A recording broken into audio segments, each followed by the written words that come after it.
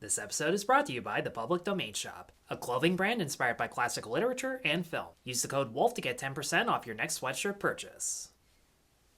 When I went to my local theater's Monday mystery movie, I was hoping for Together, dreading it might be Bad Guys 2 or that War of the Roses remake. Yeah, that happened. Or wondering if it might be Americana. I got a 90-minute Christian Goosebumps episode instead. Yay. So Sketch revolves around a family of three who recently lost their mother and naturally are still coping. The daughter more noticeably by drawing dark, violent monsters in her notebook, but one morning she catches her brother at a magic pond that can bring anything to life or restore any broken object. And when she drops her notebook in it, of course, it unleashes these violent monsters upon their town, and the two of them, along with an annoying as hell classmate, have to find a way to defeat the monsters and their grief.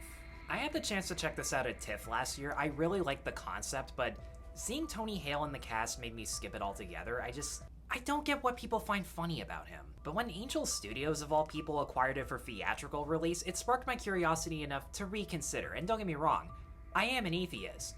But I do acknowledge that unlike PureFlix, which has always been an oxymoron, Angel Studios is at least making movies that anyone of any faith or none at all can equally enjoy. I'm thankful that Kensuke's Kingdom has an audience because they distributed it.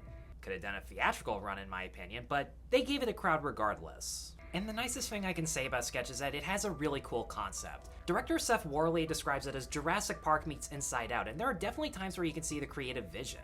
The cinematography features some legit creepy camera angles building up an uncomfortable atmosphere that's either the unseen presence of monsters, or even just portray a bully stealing the girl's drawings in a cinematic horrifying fashion.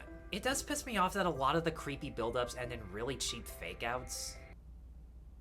Tyler. What the? Oh, Jesus! I heard that.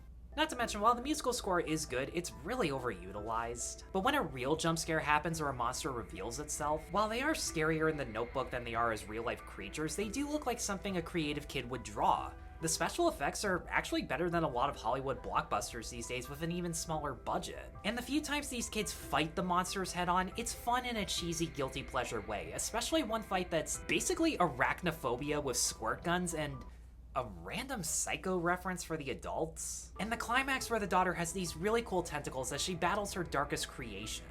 But like I said, there's only a handful of moments where they actually fight these monsters head on. There are so many scenes that, in the vein of Jurassic Park, they spot a creature and once it becomes a threat, that's when they run away and hide.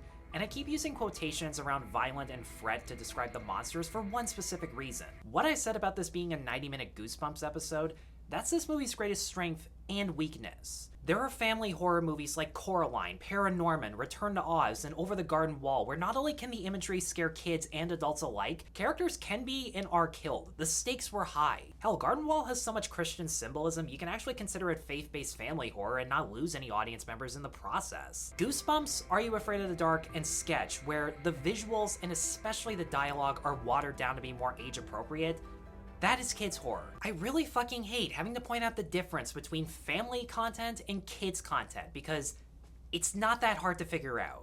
No one dies in this movie or even comes close, despite the fact that some of these drawings might as well be creepy pastas, so it's hard to be scared of the monsters or for any of these characters. The closest thing in this to being graphic is a kid using a lighter and hairspray as a flamethrower, and since all the monsters are made of pencil and crayon, using ink and paint instead of blood, even for little kids, is pretty obvious. And worst of all, whenever someone's supposed to freak out in the presence of danger or explain the darker, deeper meaning behind why this kid drew all these pictures, it's interrupted by some lame TGIF-style one-liners that just took me out of it. Dave stomps on people. Its name is Dave?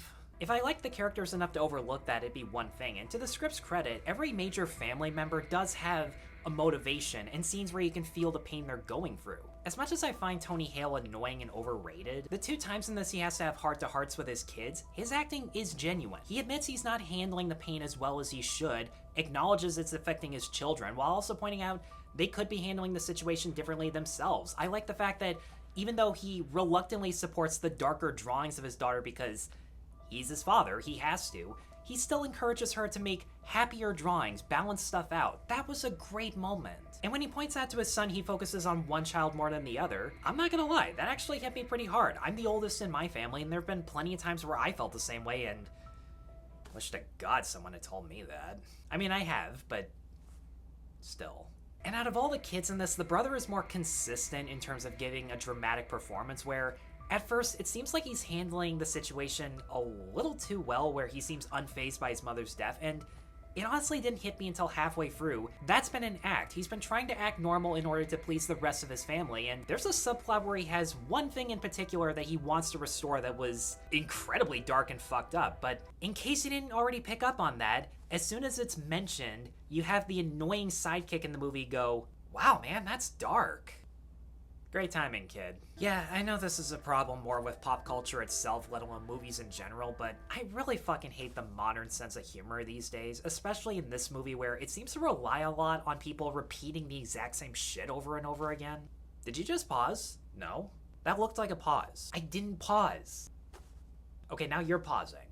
What was that roar? Maybe it was a mountain lion. It wasn't a mountain lion. We don't have mountain lions. Thank you. We have bobcats. Maybe it was a bobcat. It wasn't a bobcat. Why is that funny? You're just saying the same shit over and over. This isn't the spam sketch. And it's definitely not the timing or delivery, because every child actor, and again, I want to emphasize, I'm sure the kids in this are just doing what the director told them to, but wow, do they sound fake and phony like a Nickelodeon sitcom, especially when they're telling jokes. The annoying classmate especially, because I feel bad for this kid. He's stuck playing what could be a hard character to do even for a kid, where he is bullying the main girl, and the reason behind it I won't spoil, even though it's kind of obvious, and not gonna lie, was so obvious it's the reason I didn't see it coming, but he's not a character in this. He's just there to throw in cheap one-liners that interrupt the drama in between. Guys, I don't have to go to the bathroom anymore. I just saved your life, b-hole. Dude, our parents aren't here. We can say asshole. No, this is a Christian movie. We have to pretend that we swear to each other the same way we do to our parents. Okay, first off, we say butt every chance we get. We repeat butt more often than any other kids show say butt. Yeah, meanwhile, adults can only say what the hell, and the one time a character says shit, it cuts away to a different scene. And that scene being Darcy Carden as Tony Hale's sister, who, I gotta be honest, I have no idea why she's his sister, because they never act like it. They spend the majority of the movie looking for the kids while she lectures him about what he's doing wrong, and while she does have valid points, at the same time, she's a realtor who talks to her own brother like a client as opposed to an actual family member, never offers condolences, she never has a scene with her niece and nephew, they never acknowledge her existence, she spends more time concerned over selling the house than tending to her own family dilemmas, judges her own brother over leaving family pictures during the middle of the open house and getting pissed off every time he walks in on them because of legit family emergencies. Nice to know your sister-in-law didn't mean shit to you. If you have kids 10 and under who like to be scared, they'll probably have a good time with this. It'll be a lighter Nickelodeon-style Jurassic Park to them. And it definitely has a creative story with genuine moments of heart, but if you're an adult, I think you'd have to have nostalgia for Goosebumps or Are You Afraid of the Dark in order to get into this, because I didn't grow up with those shows. I was surprisingly an easy kid to scare back then, and now that I'm older, I just look back on it and go, really, this worked on kids? I don't know, call it personal preference, but this felt like a missed opportunity. But in any case, guys, thanks as always for watching. Let me know in the comments below what you think of Sketch. Be sure to stay tuned for more reviews, check me out on Patreon and buy me a coffee, and be sure to like and subscribe. Take care.